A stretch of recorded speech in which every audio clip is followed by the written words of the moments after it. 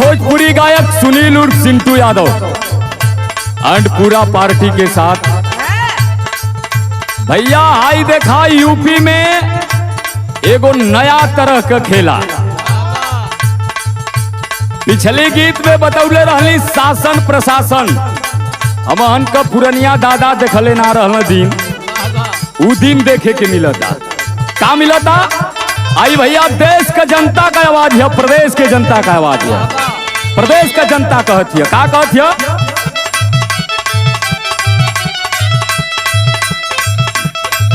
अरे शासन फिर अंग्रेजों वाला,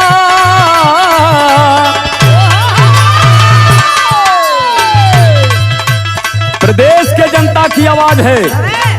जैसे अंग्रेजों ने राज चलाया था, सेम वही राज प्रदेश की जनता कह रही है। क्या कह रही है?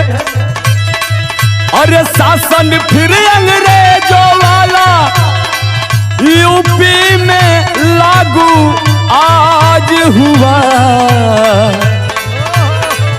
अरे लोकतंत्र की हत्या हुई, लोकतंत्र की हत्या हुई, यूपी में गुंडा राज हुआ। लोकतंत्र की राज हुआ, लोकतंत्र की।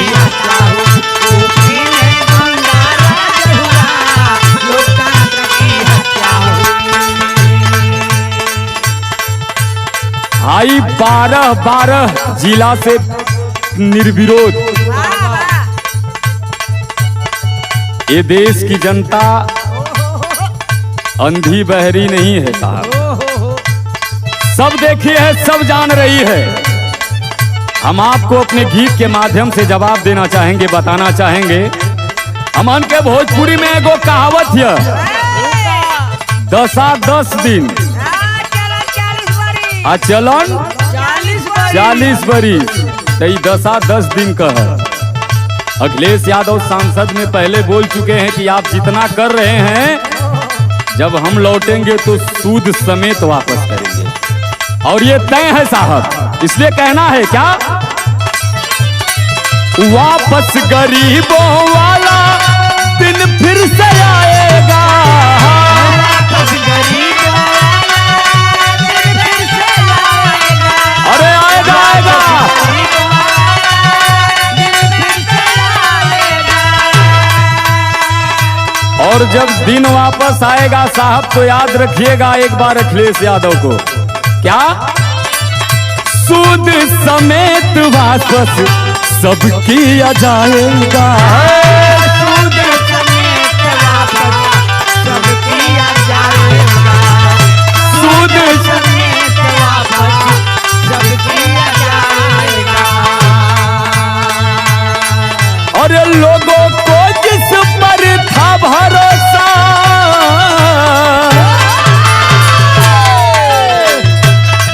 जो प्रदेश की जनता जिस पे भरोसा की थी, प्रशासन के लोग साथ दे रहे थे। भैया पहले प्रत्याशी उम्मीदवारों को अगवा करते थे, आज देखिए इनके राज्यकाल में प्रशासन साथ दे रहा है, लाठीचार्ज प्रशासन कर रहा है। ये साहब यही दिन बार बार नहीं रहेगा, एक बार दिन पलटेगा, और जब पलटेगा तो इतना पलटेगा कि आपको पलट देगा। कहना है लोगों को जिस पर था भरोसा, अरे वही आज चालबाज हुआ। अरे लोकतंत्र की हत्या हुई, देखो लोकतंत्र की हत्या हुई, यूपी में गुंडा राज हुआ। लोकतंत्र की हत्या हुई,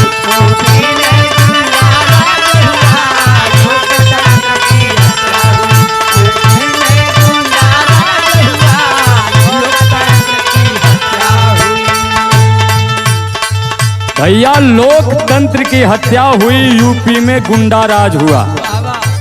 साथियों आप समझ गए होंगे हम कहना क्या चाह रहे हैं। ये जो जिला पंचायती का चुनाव चला है, और जो खेला प्रशासन ने खेला है, ये दिन देखना बाकी था। बस साहब आपने दिखाया है तो कहते हैं जो फिल्म बनाता है वो फिल्म देखता भी है। अगर आप बनाए हैं तो आपको फिल्म देखना भी पड़ेगा साहब, इस बात को याद रखिएगा।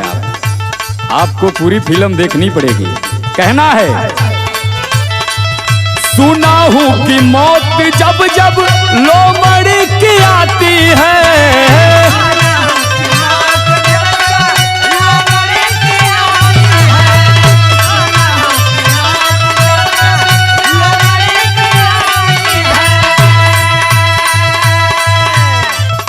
जंगल को छोड़ वो शहर में भाग जाती है।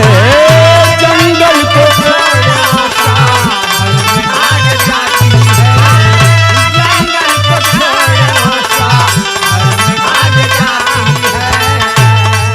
इस बात का तात्पर्य साहब आप समझ गए होंगे। विनाश काले विपरीत बुद्धि। जब समय बुरा होता है तो सब कुछ बुरा होता है। ये कार्य कर करके आपने ये साबित कर दिया कि हमको 22 में आना नहीं है। इसके पहले जितना कर सकूं कर लूं, फिर तो 60-70 साल हमको लापता होना ही है।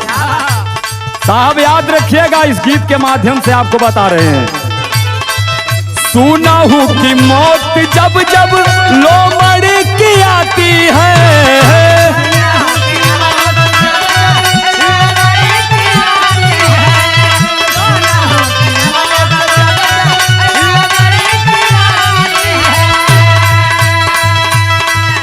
जंगल को छोड़ वो शहर में भाग जाती है।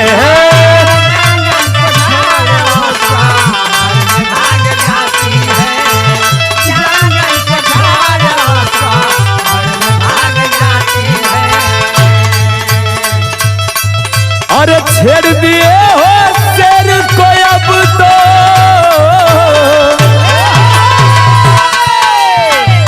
याद रखो शेर को छेड़ दिए हो साहब।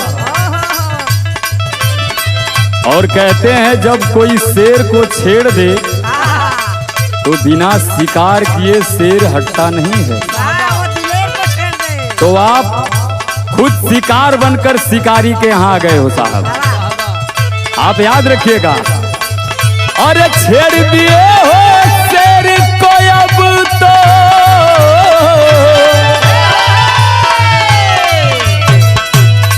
साहब इन बातों को ध्यान में रखिएगा। अरे छेड़ दिए हो शेर को अब तो, अरे सपा से भी आगाज हुआ। हम सपा सिपाही भी तैयार हैं आपके साथ। जितना आप करेंगे उसको सूद समेत रिटर्न करने के लिए साहब। अरे छेड़ दिए हो शेर को अब तो, अरे सपा से भी आगाज हुआ।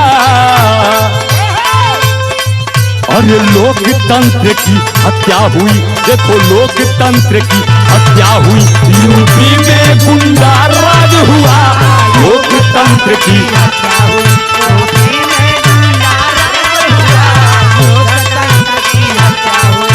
यूपी में गुंडा राज हुआ, लोकतंत्र की हत्या हुई। हमान पुरनियन दादा से सुनले रहली कि जे अखाड़ा में लड़ के पहलवानी जीतो के पहलवान कहल जा। एठे दुनिया में नाम प्रसिद्ध गामा पहलवान। भैया उस सुतले मने के उठा उठा पटक के ना गामा पहलवान बनल हो, मैदान में लड़ल हो तब आज गामा पहलवान भयल हो। लोग बधाइयां पा रहे हैं फेसबुक पे, सोशल मीडिया पे कि 12 जिले में भाजपा के 12 प्रत्याशी निर्विरोध जीत गए। ए साहब अखाड़ा में लड़ा, मैदान में लड़ा, माटी में आवा तब मालूम पड़ी पहलवानी का होले। आपके बतावल चाहत गीत के माध्यम से। वीर उसे कहते हैं मैदान जो पछाड़ा है,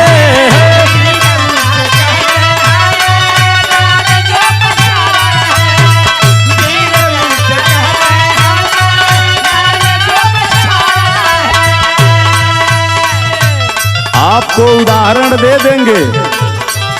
इसके पहले आप भी चुनाव लड़े थे, हमारे नेता श्री अखिलेश यादव भी लड़े थे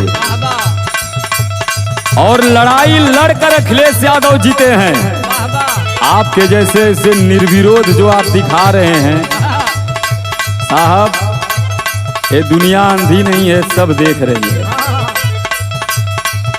कहना है आपसे, वीर उसे कहते हैं मैदान जो पछाड़ा है।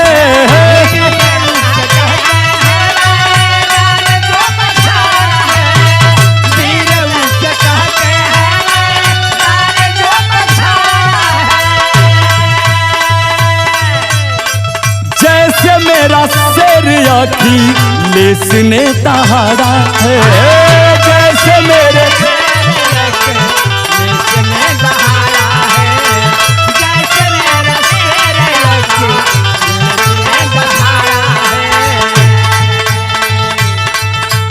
सिंटू सुनील राजन मन्नू,